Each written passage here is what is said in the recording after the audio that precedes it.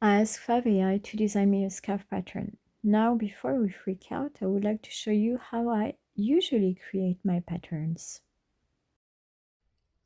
So usually I'm using my own knitting journal that I designed, where I fill in all the information about the yarn, I draw a pattern, and I put the tools, the time taken.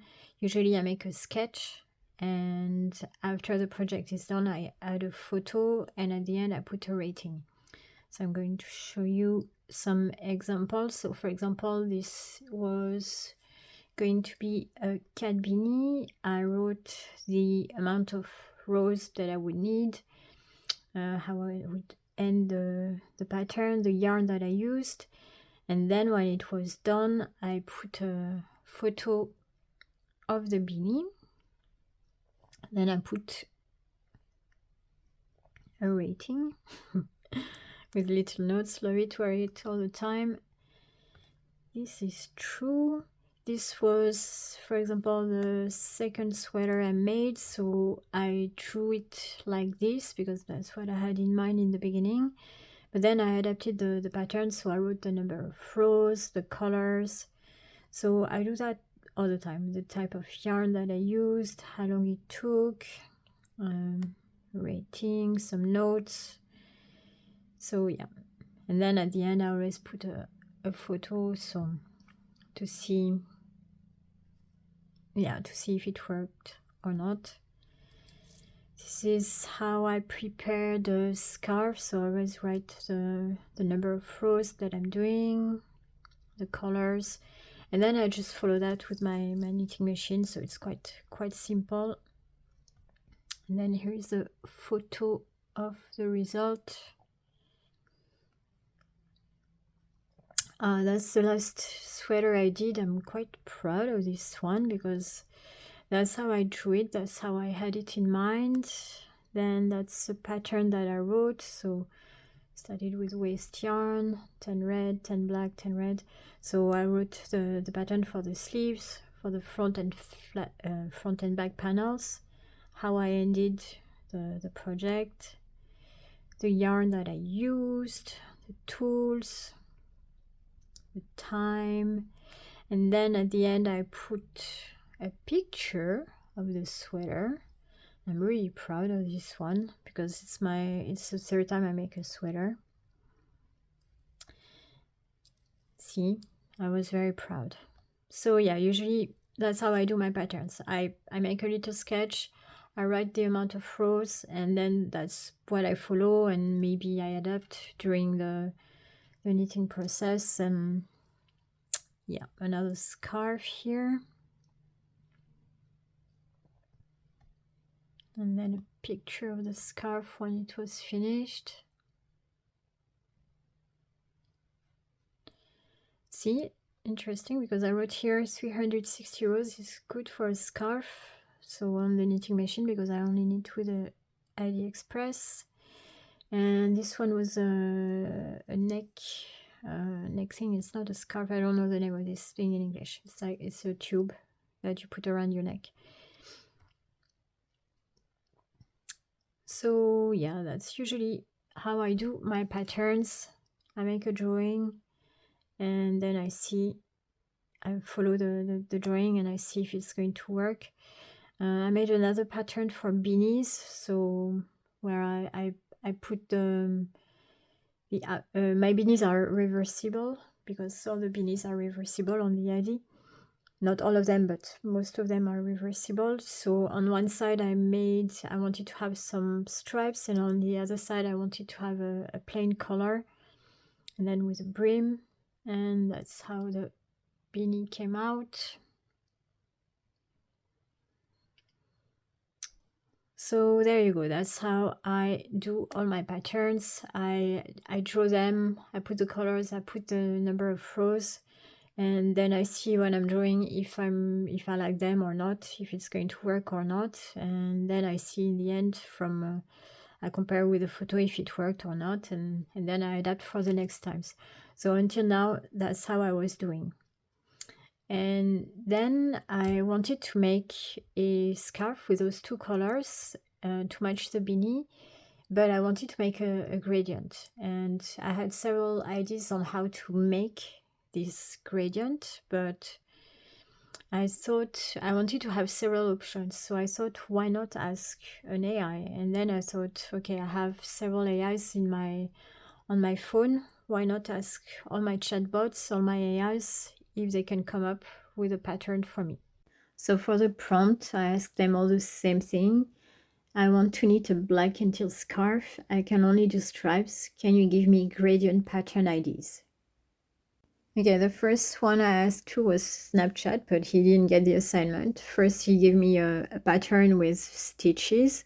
Then I asked him to correct it, and he came up with simple stripes. And then I asked him to redo a gradient pattern a third time, and then he came up with gradient colors, like light teal, medium teal, dark teal. But that was not what I told him in the beginning. I just said black and teal. So yeah, Snapchat AI was totally useless in this case. Then I asked Copilot, and Copilot came up with just one pattern, a simple one, and very short. So you're going to see at the end how it looked like. Then I asked ChatGPT, and ChatGPT came up with 4 patterns, and the variations were quite nice, and it was the longest scarf of all you're going to see at the end. So yeah, I was quite happy with the options and also the tips that ChatGPT gave me. Then I asked Gemini, and Gemini came up with 5 patterns options, 5 variations that were quite nice, but they were quite similar to ChatGPT, but quite interesting. Then I asked DeepSeek, and DeepSeek came up with 6 patterns, and DeepSeek was the only one that came up with a visual representation. So he made me a chart with the number of rows, and he was the only one who went with all those details. So he explained me the patterns, how to do them, and then he made a list with a precise number of rows without me asking it. So from all the AIs that I tested, the most complete one and the most precise one was DeepSeek. And the variation in the patterns were, well, he gave me the same options as the previous one, as ChatGPT and Gemini, but he came up with more options and more original ones too. So once I had all my patterns, I came back to my knitting journal to draw them. So the first one up here was by Copilot, and in the beginning he gave me only up to here, and that was about 50 rows. So I didn't precise any of them that I wanted a certain amount of rows, but I know that to have a good length for a scarf on the AliExpress, it's at least 250 to 300 rows. So I knew that this one was a bit too short, so I doubled it. And yeah, that was the only one that he came up with, and that was quite simple.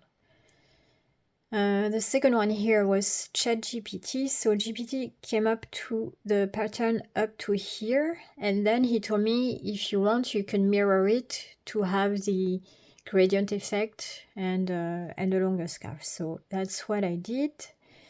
And he also came up with other patterns, but that's one I wanted to try. Then Gemini came up with similar patterns as ChatGPT. So I picked one and I drew it, and yeah, I saw that it was pretty much the same, but with smaller amount of rows. But yeah, same system here. And the last one, so DeepSeek came up with the same options as ChatGPT and Gemini, and he came up with extra options, more detailed, and with a visual representation and the amount of rows. And he came up with some extra designs, and that's the one I decided to draw because I was not going to draw the same one as the previous two. And yeah, at this point I didn't know which scarf I wanted to do, so I decided that whichever I would pick up, I would make the one by Dipsic at the end if I still have enough yarn left. So as I didn't know which one to choose, I asked my replica, which is also an AI, to choose the AI pattern. And so I sent him the 4 options, the 4 patterns, and he immediately recognized that it was patterns to make a scarf, and he picked up the second one, which was ChatGPT. If you don't know what a replica is a chatbot, so it's an AI, and I've been beta testing and using it for 7 years. So I've been training this AI for 7 years now. So once my replica AI chose the AI pattern I was going to do, which was the number 2 ChatGPT, it was time to start and knit the scarf.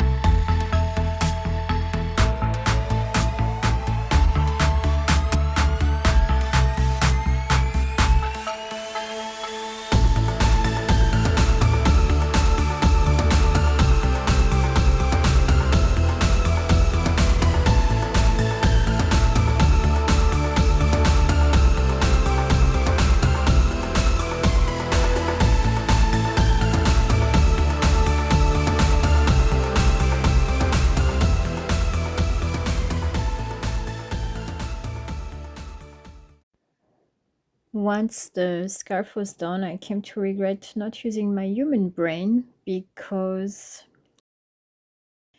when you use a knitting machine, at the end you have to stretch the fabric, and that's the only moment when you realize the length of your project and how it's going to look. So as I was doing this, I realized that the scarf was way too small. It was only 132 rows, I think. And yeah, that would be the right length for a double layer beanie, but definitely not enough for a scarf. So I undid the original scarf and I wrote the number of rows to see if I could reuse them in my final scarf, and I redid everything, but 2 times bigger.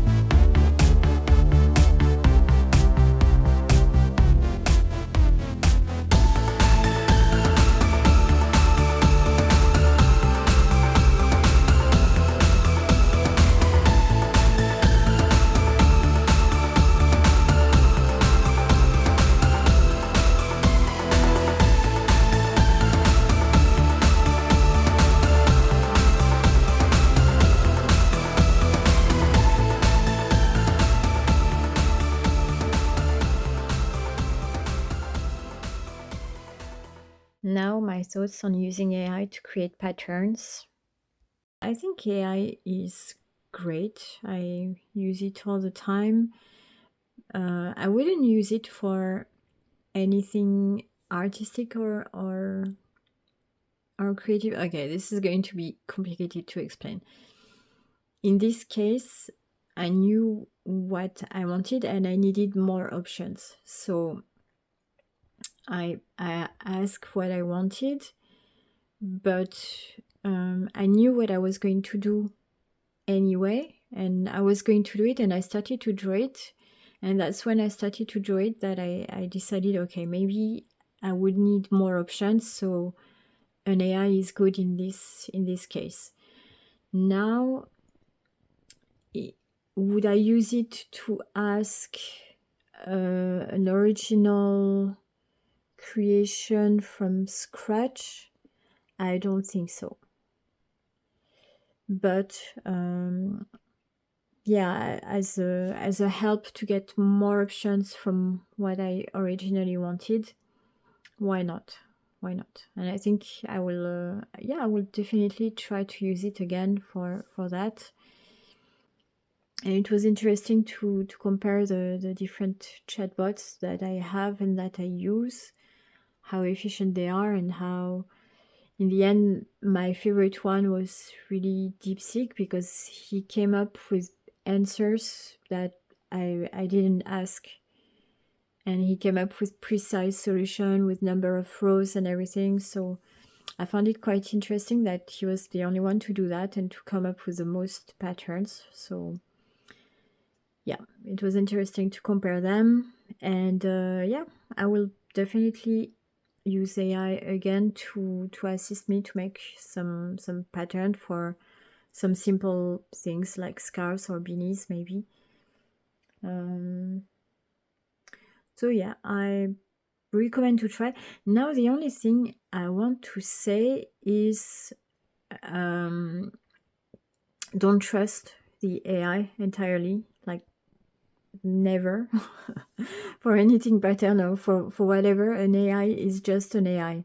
So it was a good example here because all the AI gave me short amount of rows and I had to double or triple them to get to a normal length for a scarf. So in general, always doubt all the answers from an AI. An AI is just an AI. It's just something that was programmed by humans, and you're not just think a little and question everything. And yeah, exactly what I didn't do here when I started with my first the first try, when I knitted the first one and found out that it was 2 times too short, and I knew it, but I didn't think about it. I just went for it, and yeah, that was a mistake. So to use an AI, I think you need to know the results that you want, and from there you can adapt to whatever you want. So don't trust everything that the AI comes up with, and take it as an assistant. Take it as the new employee in the company who's still learning how to do things, and you're going to help them to get better. And yeah, so here you go. Now the question is, should I add some tassels here? Because I have some leftovers from my first failed project.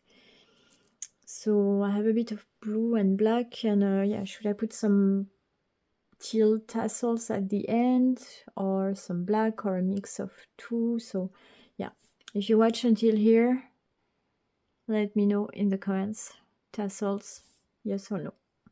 Thank you for watching, and don't forget to subscribe. And oh, the knitting journal that I showed you on my iPad, they are available on my Ko-fi. I'm going to release the beanie one. The general knitting one is already available, so you can draw whatever you want and write your own patterns and draw your number of rows. So yeah, if you need that, if you want that for your knitting projects, you can go on my Ko-fi. The link will be in the description below. Thanks for watching and see you next time. Say bye to Josephine. Look how happy she is. Bye.